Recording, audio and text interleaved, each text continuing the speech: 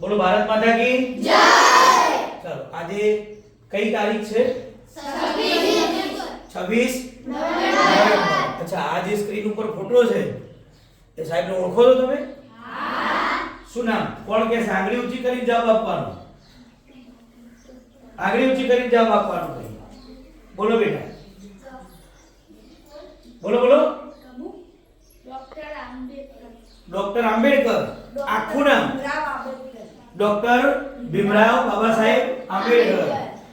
જા આંબેડકર સાહેબનો પાઠ તમારે સામાજિક વિજ્ઞાનમાં આવતો હશે। કયા ધોરણમાં આવે છે? 8મા ધોરણમાં। કોઈ મને કહેશે કે એમણે શું કામ કર્યું છે? હા બરાબર છે, બોલો।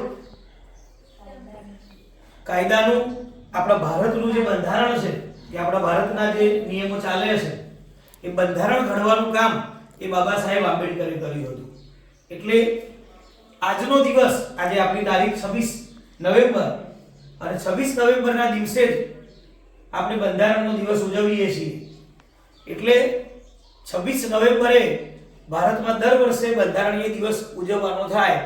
2024 આ વર્ષ 2024 ચાલે છે ને, તો બંધારણ ઘડવાના આજે કેટલા વર્ષ પૂરા થયા? તો કે ભાઈ સૌથી પહેલું બંધારણ ક્યારે ઘડાયું એ તમને ખબર હોવી જોઈએ। તો સૌથી પહેલું બંધારણ 1949 ની અંદર ભારતમાં અપનાવ્યું, પણ એનો સ્વીકાર જે કર્યો ને એ આપણે 26મી નવેમ્બરે કર્યો। એટલે 26મી નવેમ્બરને આપણે બંધારણ દિવસ તરીકે ઉજવીએ છીએ। પણ આવું ઉજવવાનું નક્કી ક્યારે થયું? તો જુઓ, 19 નવેમ્બર 2015 ના રોજ આપણે 26 નવેમ્બરને બંધારણ દિવસ તરીકે ઉજવવાનું નક્કી કર્યો છે। એટલે આજે બાબા સાહેબ આંબેડકરની 125મી જન્મ જયંતિ છે। એટલે સમગ્ર ભારત દેશમાં આજે બંધારણીય દિવસ ઉજવવામાં આવે છે, કારણ કે આજે એને 75 વર્ષ પૂરા થયા।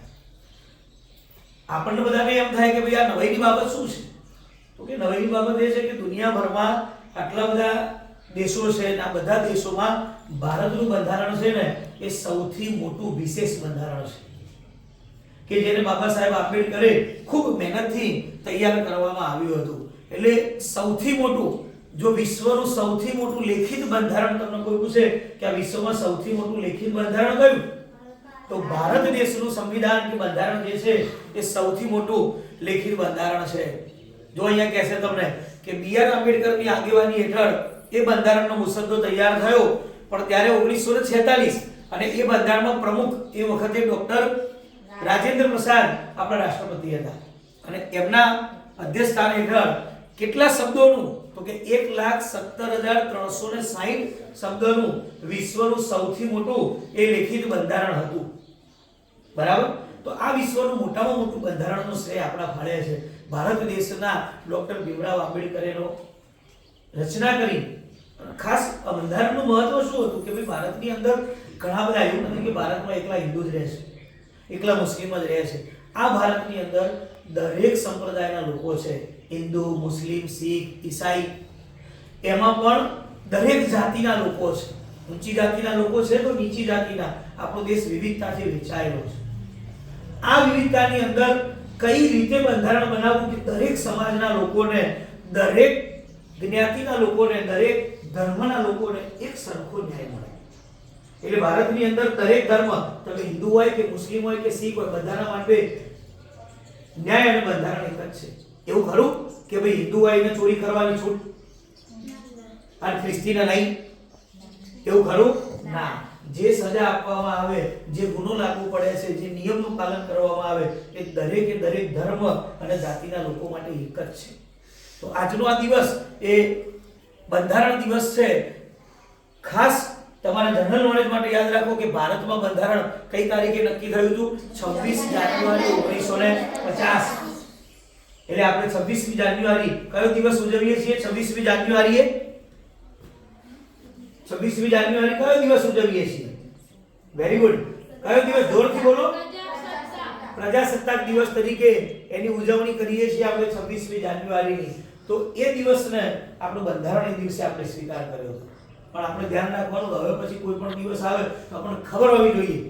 આજે કોઈને સવારથી આ દિવસ છે, આખા ભારત દેશમાં બંધારણીય દિવસની ઉજવણી થાય છે। તો આપણને પણ એક ભારતના નાગરિક તરીકે ખબર હોવી જોઈએ કે આજે આપણું બંધારણ ઘડાયું હતું અને બંધારણ દિવસને આજે 75 વર્ષ એ બંધારણ ઘડે પૂરા થયા. થોડી માહિતી તમને એવા વ્યક્તિને આપી દઉં કે જેને આ બંધારણ ઘડેલું છે. બાબા સાહેબ આંબેડકર, એમનું આખું નામ આવ્યું ભીમરાવ રામજી આંબેડકર. તમને નવાઈ લાગશે કે ભાઈ બાબા સાહેબ આંબેડકર જે છે એ ઊંચી જાતે સૂટમાં, હંમેશા તમને એમનો ફોટો રહ્યો ને સૂટ બૂટમાં જોવા મળશે. આપણને એમ લાગે કે કોઈ મોટા સમાજના મોટા ઘરના માણસ હશે, પણ એકદમ અછૂત ઘર. અત્યારની ભાષામાં તો કે પોતે એકદમ નીચી જાતિના, નીચા વર્ણના સમાજમાં જન્મેલા હતા. કેટલા ભાઈ બહેન? તો કે ભાઈ એમને જો તમે જોશો ને તો એમના માતા પિતાને 14 સંતાન હતા અને સૌથી 14 સંતાનમાં નાનામાં નાના બાબા ભીમરાવ આંબેડકર સાહેબ એ સૌથી નાનું સંતાન હતા. એટલે એમની માતા જો અહીંયા લખ્યું ને અછૂત ગણાતા કુટુંબમાં એમનો જન્મ થયો તો 14મી એપ્રિલ. કઈ એપ્રિલે? 14 એપ્રિલે ભીમરાવ સાહેબની જન્મજયંતિ ઉજવવામાં આવે છે. મધ્યપ્રદેશનું મહુ ગામ એની અંદર એમનો જન્મ થયો.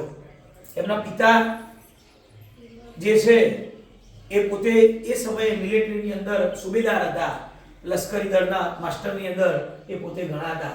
અને એમની માતાનું નામ છે ને ભીમાબાઈ. એટલે એમનો ઉછેર થયો. ઉછેર થયા પછી એમને પોતાનું શિક્ષણની જ્યારે શરૂઆત કરી, જો તમને ખબર હોવી જોઈએ કે હાલ પણ આપણા દેશની અંદર ક્યાંક ક્યાંક એવું જોવા મળે છે, હવે બહુ ઓછું. આપણે બધા જેમ જેમ ભણતા જઈએ છીએ, સમજતા જઈએ છીએ, એમ જાતિને સાઈડમાં મૂકવાની, જાતિને બહુ મહત્વ નથી આપવાનું, તમારી કાબિલિયતને મહત્વ આપવાનું છે. પહેલાના સમયમાં એવું નહોતું. નાની જાતિના લોકોને આપણે ગણતા નહોતા, નાની જાતિના લોકોનું મહત્વ નહોતા કરતા. પણ ભીમરાવ સાહેબે એવું સાબિત કર્યું કે જાતિ મહત્વની નથી, તમારું કર્મ મહત્વનું છે, તમારી મહેનત મહત્વની છે. તમે જો વધુ મહેનત કરી અને વધુ સારી પ્રગતિ કરશો ને તો કોઈ નાત જાત તમને ક્યાંય રોકી શકતી નથી. એટલે એમને પોતાના શિક્ષણની શરૂઆત કરી અને એ સમયે તમે નામ સાંભળ્યું હશે કદાચ, મહારાજા સયાજીરાવ ગાયકવાડ. ગાયકવાડ સરકાર હતી જેને શિક્ષણ ઉપર સૌથી વધારે કામ કર્યું છે. ભારત દેશની અંદર શિક્ષણનું સૌથી પહેલ જો સારામાં સારી કોઈ કહ્યું હોય ને તો એ સયાજીરાવ ગાયકવાડ સાહેબ છે. એમને ઠેર ઠેર બધે યુનિવર્સિટી બનાવી, શાળાઓ બનાવી, સ્કૂલો બનાવી અને બધા લોકોને શિક્ષણનું કાર્ય એ સયાજીરાવ ગાયકવાડે એ સમયે કર્યું. જેમ જેમ આંબેડકર મોટા થયા, જો એમને નોકરી મળી હતી, પોતે લશ્કરીમાં જ સુબેદારમાં એમને નોકરી મળી હતી, પણ બન્યું એવું કે એમના પિતા ફાધરનું અચાનક અવસાન થયું. અને ફાધરનું અવસાન થયું એટલે એમને નોકરી છોડવી પડી. પણ એ પછી ફરીથી ભીમરાવ આંબેડકરને સયાજીરાવ ગાયકવાડે મદદ કરીને પોતાને સ્કોલરશિપ આપી અને છેક અમેરિકા, ન્યુયોર્ક ભણવા મોકલ્યા. એટલે એક નીચી જાતિમાંથી આવતું બાળક પણ સારું શિક્ષણ મેળવીને છે અમેરિકા પહોંચી શકતું હોય તો આપણે બધા કેમ નહીં પહોંચી શકીએ કે ના પહોંચી શકીએ? આપણે એવું નથી વિચારવાનું કે અમે તો ગામડામાં રહીએ છીએ, અમે તો ખેતરમાં રહીએ છીએ, અમે કંઈ ના કરી શકીએ, અમારું કામ નહીં, અમે શહેરમાં રહેતા નથી, અમને બહુ અમારી જોડે બહુ પૈસો મહત્વનો નથી. આપણી મહેનત, આપણી ધગસ મહત્વની છે. જેટલી સારી તમે મહેનત કરશો ને એટલા સારા તમે આગળ પ્રગતિ કરી શકશો. એટલે બાબા સાહેબ આંબેડકરે છેક જુઓ ક્યાં સુધી અભ્યાસ કર્યો છે? ઇંગ્લેન્ડમાં, લંડનમાં કાયદાનો અભ્યાસ કર્યો છે. અને જ્યારે ભારતની અંદર કાયદાનું બંધારણ ઘડવાનું હતું ને ત્યારે સૌથી પહેલું આમંત્રણ એ બાબા સાહેબને આપવામાં આવ્યું અને એમણે બહુ ઝીણવટપૂર્વકનું બંધારણ એ ભારતનું ગાંધીજી સાથે એમને મુલાકાત કરેલી છે. પોતે સારા એવા લોક નેતા હતા અને આંબેડકરે ઠેર ઠેર પ્રગતિ કરી. આજે પણ ભારત દેશમાં આંબેડકરનું નામ અમર છે. ભારત દેશમાં નહીં, તમે વિદેશમાં જશો તો પણ તમને આંબેડકર સાહેબની પ્રતિમાઓ જોવા મળશે, એમના નામના માર્ગ, રસ્તાઓ, રોડ જોવા મળશે. એમને તો કોઈના નામ છપાતા નથી ભાઈ. આખી જિંદગી એ પોતે સ્ટ્રગલ કરી, મતલબ ખૂબ મહેનત, ઘણી તકલીફો પડી છે. કારણ કે નાની જાતિમાંથી હતા, બધી જગ્યાએ ન્યાય ન મળતો હોય, બધી જગ્યાએ સરખું પરિસ્થિતિ ના મળતી હોય, એવી બધી પરિસ્થિતિમાંથી લડતા લડતા એમને પોતાનું જીવન, સમગ્ર જીવન એ બંધારણ ઘડવામાં રચ્યું છે. તો આજનો દિવસ એ બંધારણીય દિવસ છે ને આપણને બધાને એ બંધારણીય દિવસ ખબર હોવી જોઈએ. બોલો, ખબર પડશે? તો આજે જો ભીમરાવ આંબેડકર સાહેબ છે તો આપણે આંબેડકર સાહેબને ઓળખીએ છીએ સારી રીતે. એમનો ફોટોગ્રાફ છે. એમનો જન્મ 14 એપ્રિલ 1891માં થયો હતો, બરાબર છે. એમનું મૃત્યુ 6 ડિસેમ્બર 1956માં થયું હતું. અને અભ્યાસ જુઓ, સ્નાતક એટલે સ્નાતક કોને કહેશો તમે? તો કે અત્યારે આપણે ગ્રેજ્યુએટ શબ્દ બોલીએ, કોલેજ પૂરી કરી અને સ્નાતક કહેવાય. પછી માસ્ટર ડિગ્રી લીધી એટલે કે MA આર્ટ્સ ની અંદર માસ્ટર ડિગ્રી લીધી છે, કોલંબિયા વિશ્વવિદ્યાલયની અંદર એમને અભ્યાસ કરેલો છે. અર્થશાસ્ત્રી, રાજકારણી હતા પોતે અને આટલા બધા દેશ વિદેશના કાર્યોની અંદર એમને કામ કરેલું છે. આપણે જ્યારે ભારત દેશની આઝાદીની લડત ચાલતી હતી ને એમાં પણ ગાંધીજી સાથે મળી અને આંબેડકર સાહેબે પોતાના વિચારોનો બહુ મોટો ફાળો આપ્યો છે. એટલે હર હંમેશ આપણે આંબેડકર સાહેબને યાદ રાખીશું, એમના પ્રયત્નોને યાદ રાખીશું. એટલે આજનો દિવસ બંધારણીય દિવસ બહુ પરફેક્ટ આપણે યાદ રાખીશું. જો ભારતનું બંધારણ અગત્યનું બંધારણ છે. સર્વભૌમ, સમાજવાદી અને બિન સાંપ્રદાયિક. બિન સાંપ્રદાયિક એટલે કોઈ ધર્મ ઉપર કોઈ જ પ્રકારનું બંધારણ નહીં. દરેક ધર્મ પોતાનો પ્રચાર પ્રસાર કરી શકે છે. દરેક ધર્મના લોકો પોતાના ધર્મનું સ્વેચ્છાએ પાલન કરી શકે છે. બળજબરી કોઈ જગ્યાએ ભારત દેશમાં કરવામાં આવતી નથી. કોઈ જ્ઞાતિ, કોઈ જાતિ પ્રત્યે નહીં. તો સમાન ન્યાય, સમાન સ્વતંત્રતા, સમાન સમાનતાના હેતુથી આંબેડકર સાહેબે એ બંધારણ તૈયાર કર્યું હતું અને 1950માં પ્રજાસત્તાક દિવસે એ સ્વીકારવામાં આવ્યું. એટલે આપણે 26મી જાન્યુઆરીને પ્રજાસત્તાક દિવસ તરીકે ઉજવીએ અને આજે 26 નવેમ્બરને આપણે બંધારણ દિવસ તરીકે ઉજવીએ છીએ.